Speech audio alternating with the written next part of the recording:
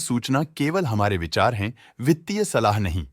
निर्णय लेने से पहले खुद शोध करें। किसी भी लाभ या हानि के लिए हम उत्तरदायी नहीं हैं। आज हम देख रहे हैं एमएमटीसी लिमिटेड के 2024-25 Q3 की consolidated financial performance. Starting with the sales, पिछले क्वार्टर से सेल्स में -84% का डिक्रीज हुआ है, मगर कंपनी ने पिछले साल के मुकाबले मार्जिनल सेल्स डिक्लाइन रिपोर्ट किया, around -66%। Expenses -3% quarter on quarter decrease हो गए हैं, जो साल भर के -12% के डिक्लाइन के साथ अलाइन करता है। एक्सपेंसेस में डिक्रीज अच्छा है, लेकिन सेल्स में डिक्रीज निराशा की बात है। ऑपरेटिंग प्रॉफिट, जो पिछले साल के कंपैरिजन में 11% अप हुआ है, quarter on quarter around -1% decrease हुआ है। Operating profit margin (OPM) annual basis पे -7,513% से डिक्रीज हुआ है और पिछले क्वार्टर के कंपैरिजन में -10,285.5% से डिक्रीज हुआ है। एक्सेप्शनल आइटम्स को ऐड करके अदर इनकम पिछले क्वार्टर के कंपैरिजन में -50.5% गिर गई, बावजूद इसकी ईयरली डिक्लाइन -44% हुई है। इंटरेस्ट एक्सपेंसेस पिछले क्वार्टर से लगभग 3.5 गुना अप हुआ, लेकिन ईयर ओवर ईयर डिक्रीज -44.5% हुआ है। डिप्रिशिएशन कॉस्ट में क्वार्टरली -1% का डिक्लाइन देखने को मिला और ईयरली बेसिस पे 2% का इंक्रीज देखा गया। Profit before tax annually -88.5% decrease हुआ, लेकिन प्रोसीडिंग क्वार्टर से -92.5% डिक्रीज हुआ है। इस साल कंपनी ने 13% टैक्स पे किया और क्वार्टरली कंपनी ने 118.5% टैक्स पे किया है। नेट प्रॉफिट ने ईयर ऑन ईयर -93.5% का डिक्लाइन दिखाया, लेकिन लास्ट क्वार्टर से -92.5% का कंट्रैक्शन हुआ है। इस क्वार्टर के दौरान कंपनी का परफॉर्मेंस इतना अच्छा नहीं रहा।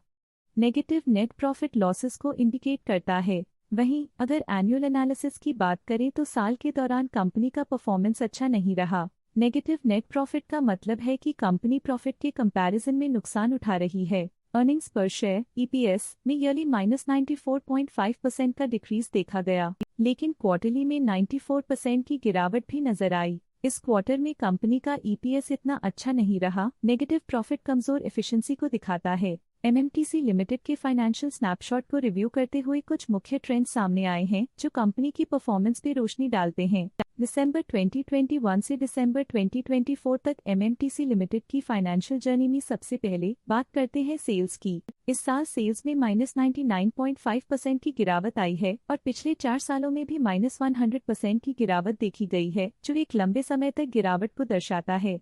पिछले 3 सालों से सेल्स गिरती जा रही है, जो बड़े मार्केट चैलेंजेस को दर्शाता है जिन पर स्ट्रेटेजिक ध्यान देने की जरूरत है। अब बात करते हैं एक्सपेंसेस की। इस साल एक्सपेंसेस -88% घट गए हैं और पिछले 4 सालों में -99% की कमी आई है। इस साल हालांकि एक्सपेंसेस सेल्स से थोड़ा ज्यादा बढ़े हैं, मगर ग्रोथ रेट्स का करीब होना स्टेडी ऑपरेशनल कॉस्ट को दर्शाता है। इस साल ऑपरेटिंग प्रॉफिट में 71.5% की बढ़ोतरी हुई और पिछले 4 सालों में -40.5% की गिरावट हुई है। पिछले साल की गिरावट के बाद इस साल ऑपरेटिंग प्रॉफिट में सुधार हुआ है, जो ऑपरेशंस में सफल पलटाव को दर्शाता है। नेट प्रॉफिट का सफर ऊपर की ओर चल पड़ा है। इस साल 16.5% की चढ़ाई के साथ पिछले 4 सालों में 116% की शानदार वृद्धि हुई है। पिछले साल की सेटबैक के बाद नेट प्रॉफिट में सुधार हुआ है, जो मार्केट ऑपरेशंस में संभव रिकवरी और अडेप्टेबिलिटी को दर्शाता है। इस साल ईपीएस ने ऊंचाइयों को छुआ है 16% की वृद्धि के साथ, जो पिछले 4 सालों में 116% की मजबूत वृद्धि पर आधारित है।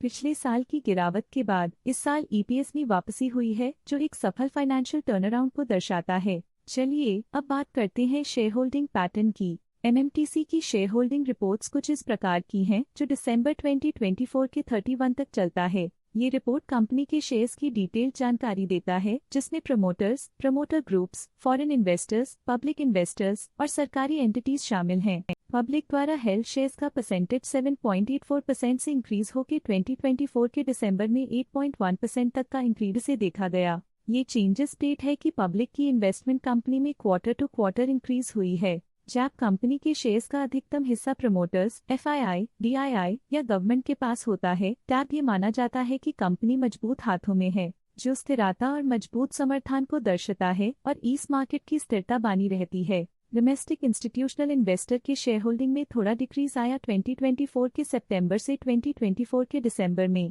जो दिखाता है कि डोमेस्टिक इंस्टीट्यूशंस ने अपने स्टेक को -0.28 से डिक्रीज किया है। FII फॉरेन इंस्टीट्यूशनल इन्वेस्टर्स ने अपना शेयर होल्डिंग सितंबर 2024 में 0.09% से दिसंबर 2024 में 0.11% तक इंक्रीज किया। ये बताता है कि फॉरेन इंस्टीट्यूशंस ने कंपनी में अपना इंटरेस्ट 0.02% तक इंक्रीज किया है। ये था कंपनी का करंट शेयर होल्डिंग पैटर्न। आज के लिए फाइनेंशियल सेक्टर में इतना ही। देखने के लिए धन्यवाद। स्टॉक लेटेस्ट न्यूज अपडेट के लिए चैनल को सब्सक्राइब करें और वीडियो को लाइक एंड शेयर करें।